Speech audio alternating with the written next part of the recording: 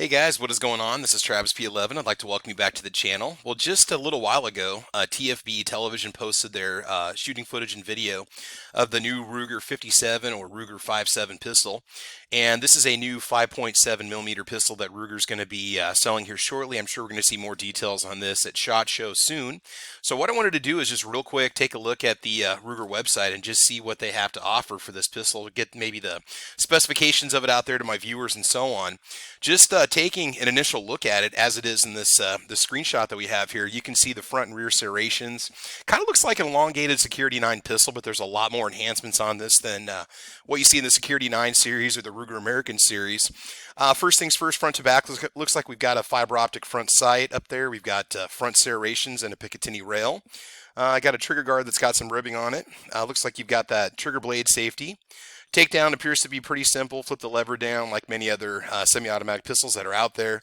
Does have an ambidextrous mechanical thumb safety on the back, adjustable rear sights. Looks like we've got a cut in the slide here to lighten it up a little bit, some sort of a compensator. All right, let's go ahead and check out the rest of the gun.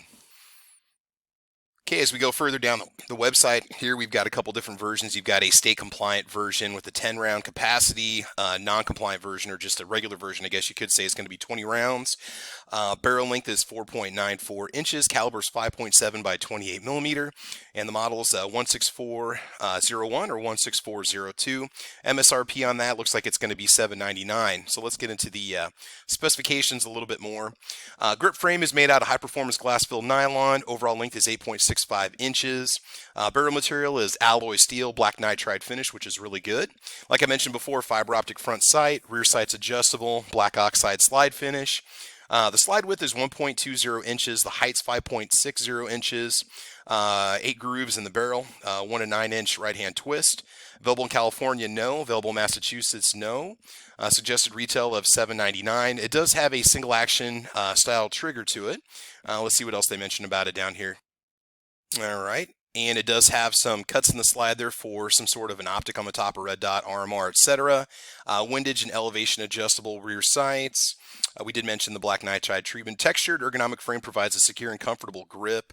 Secure action fire control, which has Ruger's reliable and proven internal hammer with a short, crisp trigger pull and a positive reset. Safe, easy takedown like we saw before. Inspection port allows for visual confirmation of a loaded or empty chamber, which is always nice. Again, Picatinny style rail, magazine drops free, and you get 2 steel magazines with it. So going back and just taking a look at all the different sides of it, the texturing on it, again, it's that familiar Ruger design, security design, Ruger American design like you see in many of their other pistols. There's a front, almost has kind of a canic type appearance to it in my opinion, but nothing wrong with that. This one's going to be made in the USA, of course. There you go, another little view of it over there. Not bad. One of the things that the TFB reporter had mentioned in his video was that the grip takes a little getting used to. It's kind of an extreme angle with a long grip because of the length of the round, but that it does take a little bit getting used to, especially when you want to reload. Let's see, do we have an ambidextrous? We have a reversible magazine release, but it's not ambi, nor is the slide stop / slide release.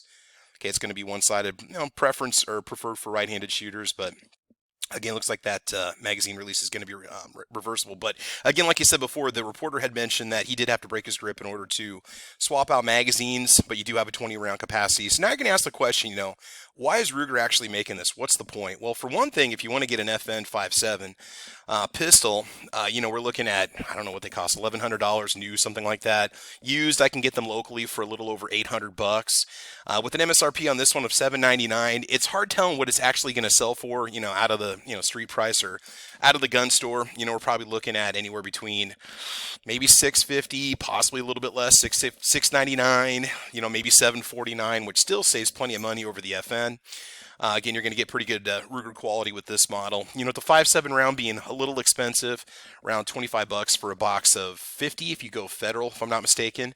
It's going to be a bit expensive, so you want to keep that in mind if you want to pick one of these up. But just to be able to get into a 5.7, I like this. I want to applaud Ruger for doing this because a lot of us that are just firearms enthusiasts, firearms fans, there's a lot of firearms out there that just don't really do it for us anymore. We're looking for something new, something fun. Yeah, I know, first world problems, right? But when Ruger comes out with something like a 5.7 pistol, pistol, something unique that maybe puts it in the hands of more people, kind of like what High Point did with their 10mm carbine, really does, cause a little bit of excitement in the industry. So anyway, that's just my quick take on the Ruger 5.7. Make sure you check out the TFB video on the Ruger 57 or Ruger 5.7, whatever you want to call it. And tell me what you think down below. Is this something you might consider picking up if the price is right? If these drop down into the 500s or 550s, I could really start to see more demand out there, especially for that person that seems to have it all, right? So anyway, guys, that's it. That's my quick take on the Ruger 57. I want to thank you guys for watching. Please like or subscribe. Make sure you check out my videos on upcoming firearms that you're going to see coming up at SHOT Show, as well as my Caliber Corner podcast, which is Monday nights at 6 o'clock p.m. Central Time, 7 o'clock East Coast Time. Like and subscribe, mash that bell so you don't miss any notifications. And guys, I want you to have fun. I want you to be safe. And as you know, we will talk to you soon. All right, y'all take care. Have a good one. Bye-bye.